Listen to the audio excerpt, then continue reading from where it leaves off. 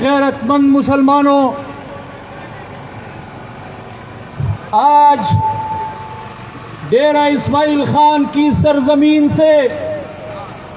آج پاکستان کے ایک ایک کونے سے، ایک ایک چپے سے، ایک ایک گلی سے سپریم کورٹ کے اس بینچ کو پیغام جا رہا ہے کہ تم نے ختم نبوت کے خلاف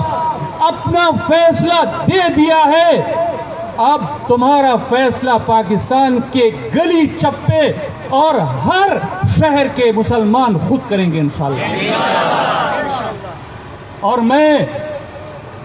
آپ کی وساطت سے پیغام دینا چاہتا ہوں کہ سپریم کورٹ کے چیف جسٹس صاحب، آپ نے کوئی نیا فیصلہ نہیں کیا، آپ نے اپنے پیشروؤں کے مطابق ان کی سنت پر چلتے ہوئے فیصلہ دیا ہے۔ آپ سے پہلے ثاقب نثار نے اسی چیف جسٹس کی کرسی پر بیٹھ کر آسیہ ملونہ کی رہائی کا فیصلہ دیا تھا۔ آپ کے اسی سپریم کورٹ کے چیف جسٹس کی کرسی پر بیٹھ کر آپ کے پیشرو گلزار نے کراچی میں مسجد کے انہدام کا فیصلہ دیا تھا۔ آپ نے بھی ان کی سنت پر عمل کرتے ہوئے وہی ملعون فیصلہ قادیانیوں کے حق میں دیا ہے۔ نہ ان کے فیصلے کو پاکستان کے عوام نے تسلیم کیا، نہ آپ کے فیصلے کو انشاءاللہ پاکستان کے عوام تسلیم کرے گی انشاءاللہ۔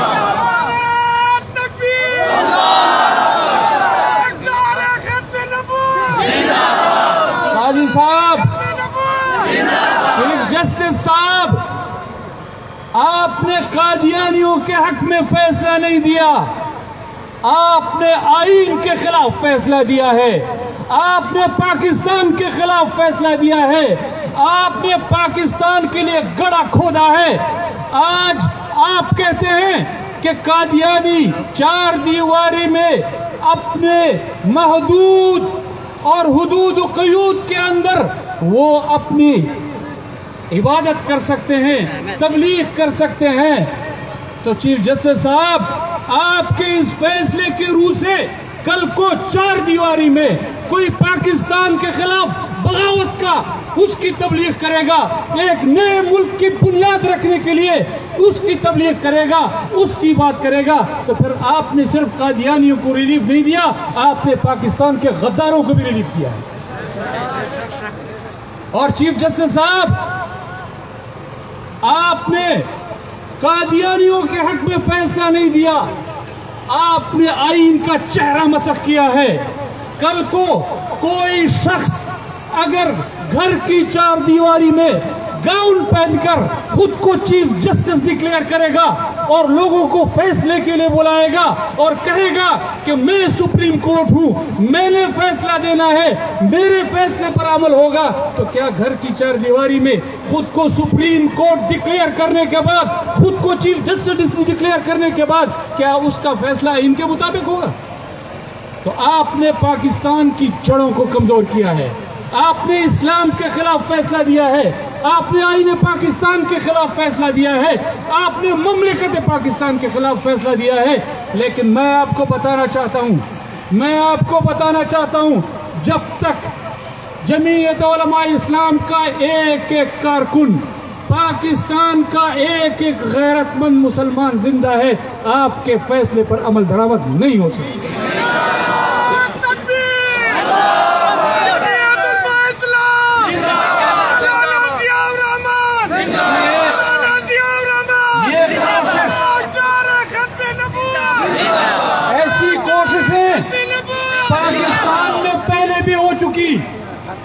ایسی کوششیں پاکستان میں پہلے بھی ہو چکی۔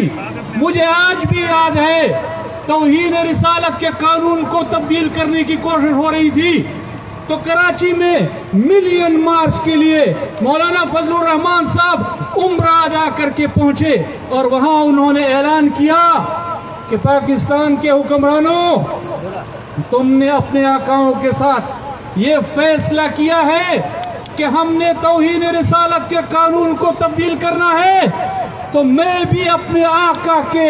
روزے پر وعدہ کر کے آیا ہوں کہ جب تک میری جان میں جان ہے، جب تک سانس ہے، جب تک میرے جسم میں خون کا ایک قطرہ ہے، کوئی پاکستان میں توہین رسالت کے قانون کو تبدیل نہیں کر سکتا۔ اور آج بھی سپریم کورٹ کی اس بینچ کو بتانا چاہتا ہوں کہ جب تم نے فیصلہ دیا، آج جمعے کی نماز میں میرے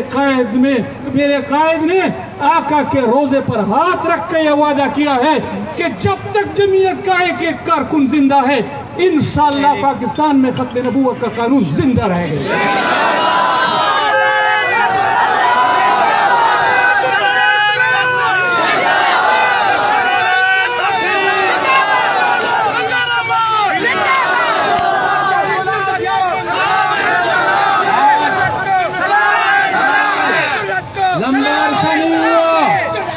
آج جمعے کی نماز میں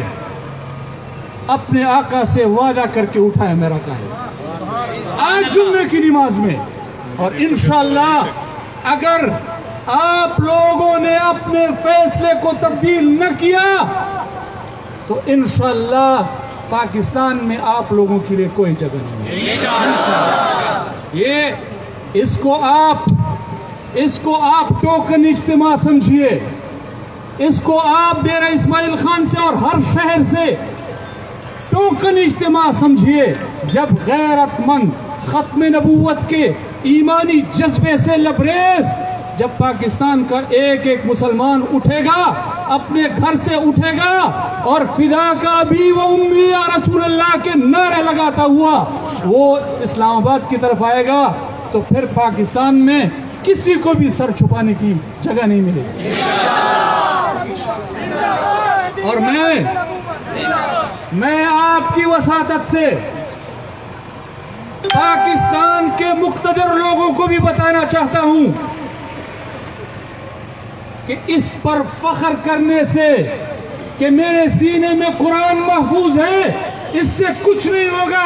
آپ کے سینے میں قرآن محفوظ ہے، تب محفوظ ہے کہ اگر آپ اس طرح کی چیف جسٹس کو خاتم النبیین کا مطلب سمجھا سکیں، آپ ان کو بتا سکیں کہ اپنے فیصلے میں لا اکراہ فی الدین لکھ رہے ہیں تو لا اکراہ فی الدین کا مطلب تو سمجھ جائیے۔